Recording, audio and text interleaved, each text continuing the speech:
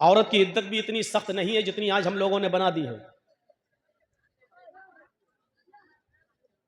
उसको घर से बाहर नहीं निकलने दिया जाता है। जिसका शौहर इंतकाल कर जाए उसको अपने घर की छत पर खड़ा नहीं होने दिया जाता है। आसमान से भी पर्दा करो। ये घर की मुल्लानियां जो होती है ना, हज्जने, ये ज्यादा बखेड़े खड़े करती हैं। कि इद्दत औरत को गुजारने का हुक्म इसलिए दिया ताकि हमल का पता चल जाए कि तलाक देने वाले आदमी का कोई हमल तो इसके पेट में नहीं होगा। इतनी बाउंडेशन लगाई। शौहर अगर इंतकाल कर गया, मर गया, तब उसकी बीवी को ऐसी कंडीशन में भी इद्दत गुजारना पड़ेगी, और वो इद्दत होगी 4 महीना 10 दिन। मगरिब की अजान से पहले शौहर का इंतकाल होता है तो वो पहला दिन माना जाएगा। मगरिब की अजान के बाद किसी का इंतकाल होता है तो दूसरा दिन जब सुबह शुरू होगा तो वो पहला दिन माना जाएगा। याद रखिएगा इन मसलों को। तफसीली तौर पर बताने का मौका नहीं है। यही चीज अकीके में भी शामिल है। कोई बच्चा, आज कौन सा दिन है? जुमा। मगरिब की अजान से पहले पैदा होता है तो आज का दिन माना जाएगा जुमा। मगरिब की अजान के बाद अगर बच्चा पैदा होता है तो शनिचर का दिन, सैटरडे का दिन पहला दिन माना जाएगा। अब उसका अकीका कब होगा? अगर मगरिब की अजान से पहले, जुमे के दिन अगर बच्चा पैदा होता है मगरिब की अजान से पहले, तो जुमे का दिन पहला दिन माना जाएगा जुमा। शनिचर, इतवार, सोम, मंगल, बुध, जुमेरात, यानी जुमेरात को 7वां दिन होगा और जुमेरात को अकीका किया जाएगा। अगर मगरिब की अजान से 1 मिनट भी पहले हुआ तब भी जुमे का दिन माना जाएगा। मगरिब की अजान के बाद होता है तो तारीख चेंज हो चुकी है। अब सैटरडे को पहला दिन माना जाएगा। Saturday, Sunday, Monday, Tuesday, Wednesday, Thursday और फ्राइडे। अब जो अकीका किया जाएगा वो फ्राइडे को किया जाएगा। ऐसे ही इद्दत है। 4 महीना 10 दिन औरत जो इद्दत गुजारेगी, शौहर के मर जाने के बाद मगरिब से पहले शौहर का इंतकाल हुआ तो ये उसका पहला दिन माना जाएगा। और यहां से अरबी महीनों की गिनती गिनी जाएगी। 29 का चांद होगा तो 29 का महीना माना जाएगा, 30 का चांद होगा तो 30 का महीना माना जाएगा। और ऐसे 4 महीने 10 दिन इद्दत गुजारने के बाद जिस दिन 4 महीना 10वां दिन जिस दिन होगा, वो 10वां दिन पूरा करने के बाद मगरिब की नमाज के बाद उस औरत की इद्दत खत्म हो जाएगी। औरत की इद्दत भी इतनी सख्त नहीं है जितनी आज हम लोगों ने बना दी है। उसको घर से बाहर नहीं निकलने दिया जाता है। जिसका शौहर इंतकाल कर जाए उसको अपने घर की छत पर खड़ा नहीं होने दिया जाता है। आसमान से भी पर्दा करो। ये घर की मुल्लानियां जो होती है ना, हज्जने, ये ज्यादा बखेड़े खड़े करती हैं।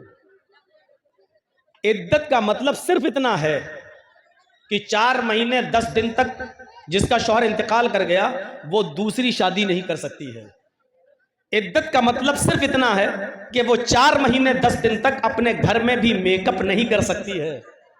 वो 4 महीने 10 दिन तक कोई नया कपड़ा नहीं पहन सकती है।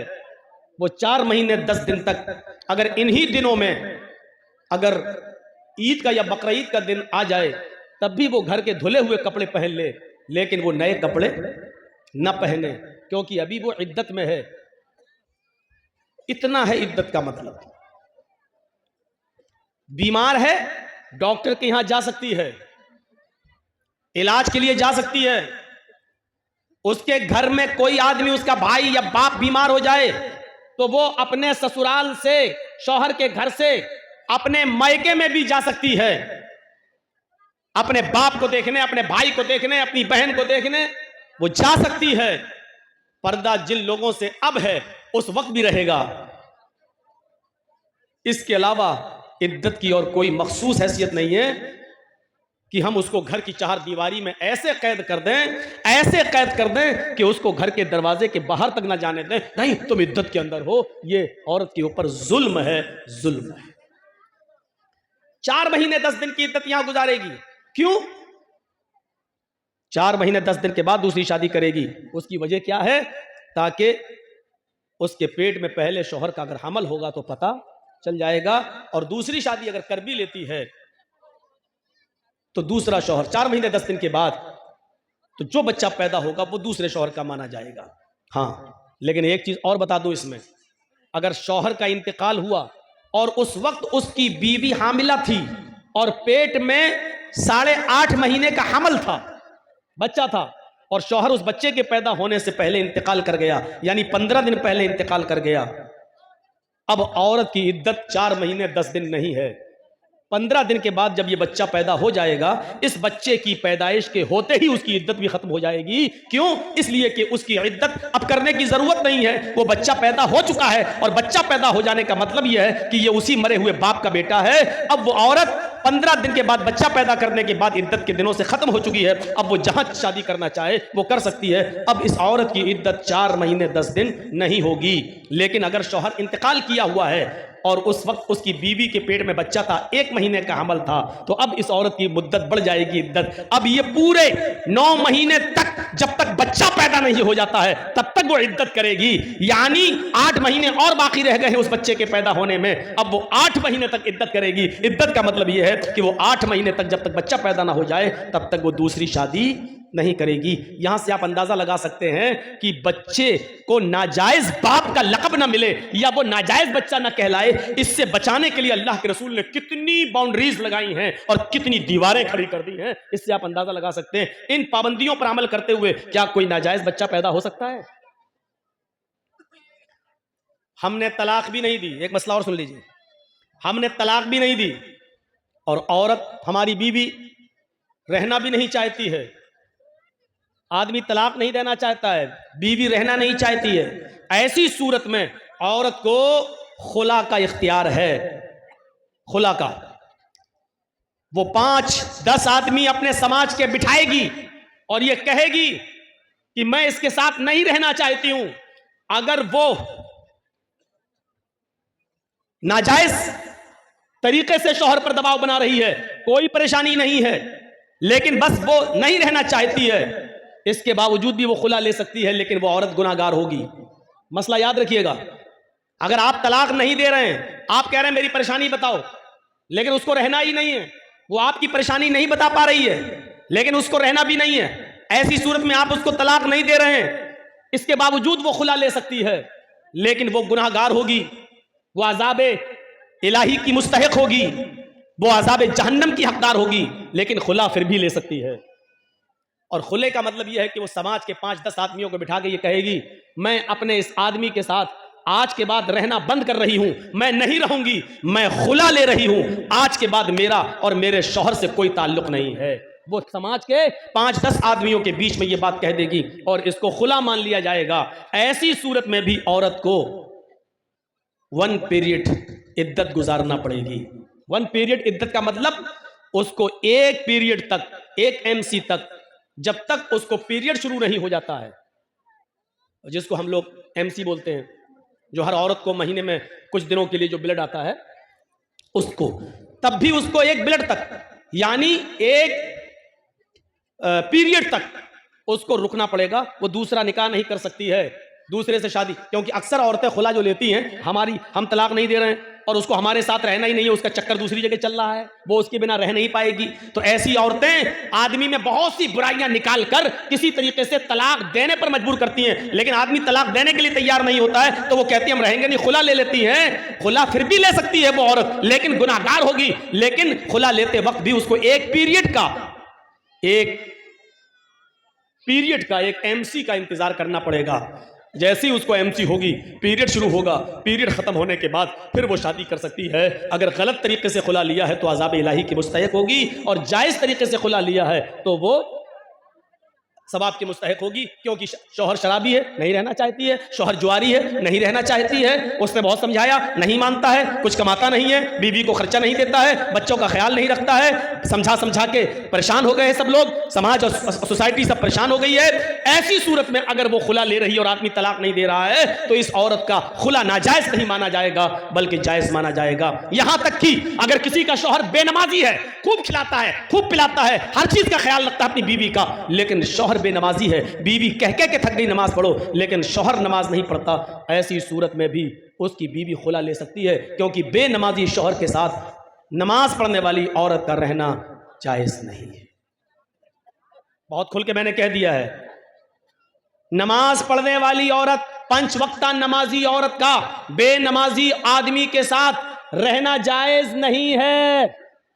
उसको चाहिए कि वो समझाए, समझाने पर भी ना माने तो कुछ दिनों के लिए अपने शौहर को छोड़ दे, इस पर भी ना माने तो उससे तलाक का मुतालबा करे, तलाक न दे तब वो 4, 10, 5, 10 आदमियों को बिठाकर खुला ले सकती है। बल्कि अब्दुल्ला इब्ने बास का तो फतवा यह है, शेख सालेह अल उसैमीन का फतवा तो यह है, उसको तलाक की भी जरूरत नहीं है, इसलिए कि बेनमाजी मुसलमान है ही नहीं और किसी मोमिना औरत को किसी काफिर आदमी के साथ रहना जायज ही नहीं है, लिहाजा वो निकाह ऑटोमेटिक टूट जाएगा, खत्म हो जाएगा और औरत इद्दत गुजार कर दूसरा निकाह कर सकती है, तलाक की भी जरूरत नहीं है। शेख सालेह अल उसैमीन का फतवा तो यहां तक है। ये बात एक तमहीदी तौर पर थोड़ी सी लंबी बात हो गई है, लेकिन जहन में आपके बैठ गई होगी। बेनमाजियों को बड़ा बुरा लगता है कि मौलाना साहब ऐसा बोल रहे हैं, हम घर जाएंगे तो हमारी औरतें कल से दबाव न डालने लगे। डालना चाहिए, औरतों को डालना चाहिए। सुन लीजिए, नमाज अगर हमारे मुआशरे और सोसाइटी से निकाल ली जाए तो फिर हम बराबर हैं, हम में और काफिरों में कोई फर्क नहीं रह गया है। नमाज किसी भी हाल में माफ नहीं है, बराबर सुनते होंगे। अगर आपको मोब लिंचिंग करते वक्त 10 आदमी पकड़ लें, 20 आदमी पकड़ लें, आपको पकड़ के बांध दें, आपको किसी खंबे से किसी कुर्सी से बांध दें और ऐसे मौके पर अजान की आवाज आ रही है, अल्लाहु अकबर अल्लाहु अकबर, आप दुश्मनों के बीच में घिरे हुए हैं, 40-50 आदमी आपको घेरे हुए हैं, अजान की आवाज आ रही है, आपको ऐसी कंडीशन में भी नमाज पढ़ना पड़ेगी। सोच रहे हैं आप ऐसी कंडीशन में नमाज कैसे पढ़ेंगे? आपके हाथ पैर बंधे हुए हैं, कोड़ों पे कोड़े मारे जा रहे हैं, लाठी डंडे बरसाए जा रहे हैं, अजान की आवाज आ रही है, आप कैसे पढ़ेंगे नमाज? आप उनसे कहेंगे कि भाई मुझे वुजू के लिए पानी लाकर दे दो, मैं नमाज पढ़ूंगा। वो वुजू के लिए पानी नहीं देंगे। जो आदमी आपको इस्लाम दुश्मनी में मार रहा है वो आपको पानी लाकर दे देगा? जो आदमी आपकी के नमाजी होने की वजह से ही आपको आपका मर्डर कर रहा है वो आपको पानी लाकर देगा? लेकिन आप पानी मांगेंगे, आप पानी मांगेंगे। भैया ये यहां से जरा मछलियां कम बेचो, आप लोग बहुत बेच चुकी हो। वो पानी नहीं देंगे। तब शरीयत ये कहती है कि उस सूरत में आप नियत से वुजू करेंगे। नियत से वुजू का मतलब दिल में इरादा करेंगे कि मैंने वुजू की नियत की। आज थोड़े से 2-4 मसले में आपको समझा दूं, उसके बाद तकरीर फिर आगे। दिल में नियत कर लीजिए मेरा वुजू। अब आप वहीं पर देखें किबला कहां है। अगर किबले की तरफ आपका चेहरा है तो ठीक, और नहीं है तो जिस तरफ भी आपका चेहरा है उसी तरफ आप नियत कर लीजिए कि अगर मेरा चेहरा किबले की तरफ होता तो मैं किबले की तरफ रुक करके नमाज पढ़ता, लेकिन मेरा चेहरा किबले की तरफ नहीं है। बहरहाल अल्लाह तो हर तरफ है, हर तरफ, हर जगह नहीं, तरफ जगह में फर्क है। हम अल्लाह को हर जगह नहीं मानते हैं और मानना भी नहीं चाहिए, ये कुफ्र है। अल्लाह हर जगह नहीं है, अल्लाह का इल्म हर जगह है। अल्लाह अपने वजूद के एतबार से हर जगह नहीं है, अल्लाह अपने इल्म के एतबार से हर जगह है। लेकिन जवाब क्या, अल्लाह कहां है? सुम्मा इस्तवा अलल अर्श, अल्लाह अर्श पर है। अल्लाह स्टेज पे नहीं है, अल्लाह आपके घर में नहीं है। लोग बहुत सारे, अल्लाह तो हर जगह है। अल्लाह तो हर जगह है, नालियों के अंदर भी अल्लाह है, तुम्हारे बाथरूम में भी अल्लाह है। नहीं, अल्लाह अर्श पर है लेकिन उसका इल्म हर जगह है। वो नालियों में नहीं है लेकिन नालियों में कितने कीड़े हैं वो जानता है। समंदर में अल्लाह नहीं है लेकिन समंदर में कितनी मछलियां हैं ये अल्लाह को मालूम है, और कितनी मछलियों के पेट में अंडा है ये अल्लाह जानता है। अल्लाह इस दरख्त के ऊपर, पेड़ के ऊपर नहीं है, लेकिन इस पेड़ पर कितने पत्ते हैं ये अल्लाह जानता है। अल्लाह माँ के पेट के अंदर नहीं है, लेकिन माँ के पेट के अंदर लड़का है या लड़की अल्लाह जानता है। तो अल्लाह का इल्म हर जगह है, अल्लाह हर जगह नहीं है। यह अकीदा याद रखिएगा। ए गांधी जी के 3 बंदरों, ए उतरो, चलो जाओ। ये सामने बैठ के बताइए, पता लगाओ तो ये दिन में पैदा हुए थे कि रात में पैदा हुए?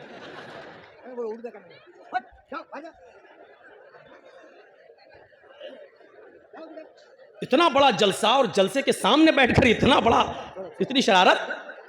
मेरा तो दिल कहता है कि इनके माँ बाप से पूछो ये रात में पैदा हुए होंगे, मेरा दिल कहता है। अब सही इल्म तो अल्लाह ही को मालूम है। तो अब आप अंदाजा लगाइए, अल्लाह का इल्म हर जगह है, अल्लाह हर जगह। देखिए इन बच्चों की वजह से मैं भूल गया हूं ना कि क्या बोल रहा था। किसी को मालूम है हम क्या बोल रहे थे? वो तो हमें मालूम ही है। आए?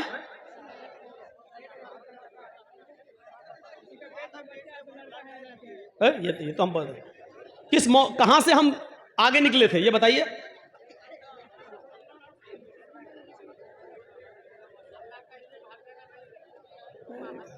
ये तो हमें मालूम ही है कि अल्लाह का इल्म हर जगह, अल्लाह अपने वजूद के एतबार से नहीं। बात कहां से निकली थी?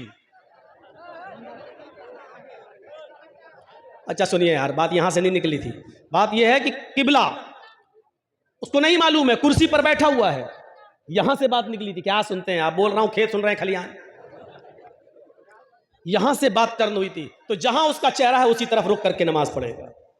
वजू नहीं बनाया है, नियत से वजू, नियत कर ली कि यही मेरे लिए किबला है। चलिए अब अल्लाहु अकबर नहीं कह पा रहा, हाथ नहीं बांध पा रहा है, तो अब इशारे से कहेगा अल्लाहु अकबर, सुब्हानकल्लाहुम्मा व बिहम्दिका व तबारक अस्मुका व तआला जद्दुका व ला इलाहा गैरुक, औज़ु बिल्लाहि मिनश शैतानिर रजीम, बिस्मिल्लाहिर रहमानिर रहीम, अल्हम्दुलिल्लाहि रब्बिल आलमीन, अर्रहमानिर रहीम, मालिकि यौमिद्दीन। इस वक्त पढ़ेगा, रुकू नहीं कर पाएगा, अल्लाहु अकबर कहेगा, सुभान रब्बियल अज़ीम, सुभान रब्बियल अज़ीम, सुभान रब्बियल अज़ीम, समी अल्लाहु लिमन हमिदा, रब्बना व लकल हम्द, हम्दन कसीरन तय्यबन मुबारकन फी, अल्लाहु अकबर, सुभान रब्बियल अला। वो नहीं कर पा रहा सजदा, लेकिन मुंह चलाकर पढ़ेगा। लेकिन पढ़ना इस हाल में भी है। अब आप अंदाजा लगा सकते हैं, 50 आदमी घेरे हैं, मार रहे हैं, लाठी डंडे और अजान का वक्त है, आपको नमाज इस वक्त भी पढ़ना पड़ेगी। अब आइडिया लगाइए कि हम कितने % मुसलमान हैं।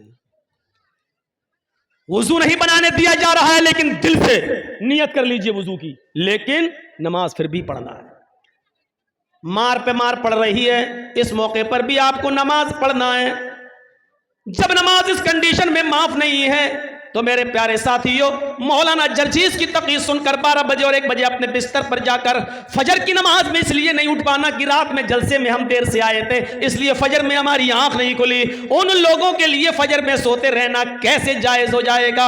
मौलवी जर्जीस का जलसा आपके ऊपर फजर की नमाज में सोते रहने की इजाजत आपको कैसे दे सकता है? सोचिए। जिनको होटल खोलना होती है वो फजर की नमाज से पहले होटल खोल लेते हैं, क्योंकि नमाज पढ़ने वाले बहुत से लोग बीड़ी की तरह नशेबाज होते हैं, उनको नमाज पढ़ते ही चाय चाहिए। अगर आपको अपनी जिम्मेदारी का एहसास हो जाए, आपको अपनी जिम्मेदारी का एहसास हो जाए, तो यकीन मानिए कि आप सो नहीं सकते। आप अपने वक्त पर उठेंगे, आप अपने वक्त पर जागेंगे, लेकिन उसी में आपको दिल हमें हर वक्त लगाए रहना पड़ेगा। नमाज करना हर वक्त नमाज में। जरा गौर कीजिए, एक आदमी भूखा था और उसी से किसी ने सवाल कर लिया कि 2 + 2 कितना होता है, 2 2 कितना होता है? उसने कह दिया 4 रोटी।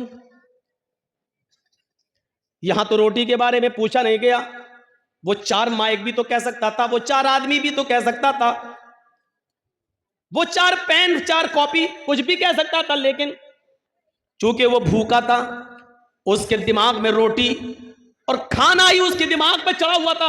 उससे तो सिर्फ ये पूछा गया कि 2 2 कितना होता है, उसने कह दिया 4 रोटी। क्यों? क्योंकि उसके जहन में खाना चढ़ा हुआ था, उसकी जबान से रोटी निकल गया। 4 रोटी। मेरे भाइयों, ये रोटी का लफ्ज निकलना ये बता रहा है कि आदमी कितना भूखा है। अगर आपके ऊपर नमाज सवार हो जाए, आपके जहनों पर नमाज सवार हो जाए और आप उठे बैठे लेटे सोए जागे खाए पिए, वक्त दुकान जाएं, कारोबार करें, फैक्ट्री जाएं, ऑफिस जाएं, दुकान जाएं, लेकिन नमाज आपके जहन पर चढ़ी रहे, तो यकीन जानिए आपको हर वक्त नमाज का ख्याल लगा रहेगा। रात में कई कई मरतबा आप उठेंगे तो अपनी घड़ी देखेंगे, मोबाइल में टाइम देखेंगे कि फजर का वक्त हुआ या नहीं हुआ है। आप अगर अपनी जिम्मेदारी संभालेंगे और समझेंगे तो। एक फकीर ने देखा कि हमारे मुल्क का बादशाह हुकूमत भी बड़ी अच्छी चलाता है और इसके बावजूद उसकी एक भी नमाज तर्क नहीं होती है, और वो दीनी काम भी बहुत अच्छा करता है। उस बादशाह को फकीर उस बादशाह के पास गया और कहने लगा, बादशाह सलामत, आपकी अदालत में, आपके दरबार में शेर और बकरी एक ही जगह पानी कैसे पी लेती है, जबकि शेर बकरी को देखकर उस पर झपटता है। यानी बकरी रहेगी जहां शेर रहेगा वहां बकरी नहीं रह सकती है। लेकिन हम देखते हैं, बादशाह ने कहा कि हम तो समझे नहीं तुम्हारी बात, आए फकीर मुझे समझाओ क्या बात है। फकीर ने बताया कि बादशाहों को नमाज और रोजे की फुर्सत कहाँ है, वो तो लोगों की शिकायतें और फरियादें सुनते हैं, वो तो बिजी रहते हैं, उनको इतना टाइम कहाँ रहता है कि वो नमाज पढ़ सकें, रोजा रख सकें। लेकिन आप वक्त पर नमाज भी पढ़ लेते हैं, लोगों की शिकायत भी सुनते हैं, हुकूमत भी और हुक्मरानी भी अच्छी तरीके से चलाते हैं और कर लेते हैं। अच्छा, ये देखना चाहते हो मैं ये कैसे कर लेता हूं? कहा कि सुनो, इस फकीर के हाथ में पानी का एक प्याला पकड़ाओ। तो पानी का प्याला पकड़ा दिया।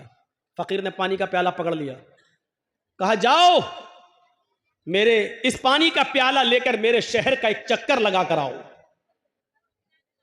उसने कहा, इसमें कौन सी बड़ी बात है, मैं कटोरा लेकर वैसे भी भीख मांगता फिरता हूं, चक्कर लगा लेता हूं पानी का प्याला लेकर। उसने कहा, ऐसे नहीं, अपने 2 जल्लादों से कहा कि तलवार मियान से निकालो। जल्लादों ने मियान से तलवार निकाली, एक को इस फकीर के दाएं खड़ा कर दिया और एक जल्लाद को बाएं खड़ा कर दिया, और कहा, अब जाओ इस पानी का प्याला लेकर मेरे पूरी बस्ती का, मेरे पूरे शहर का दौरा करो। और जल्लादों से कह दिया, अगर इस पानी के प्याले में से एक भी पानी की बूंद अगर छटक कर जमीन पर गिर जाए तो इस फकीर का सर काट कर जरा मेरे पास ले आना, फिर मुझे जरूरत नहीं इस फकीर की, इसका सर तन से जुदा कर देना। फकीर की तो हवा टाइट हो गई।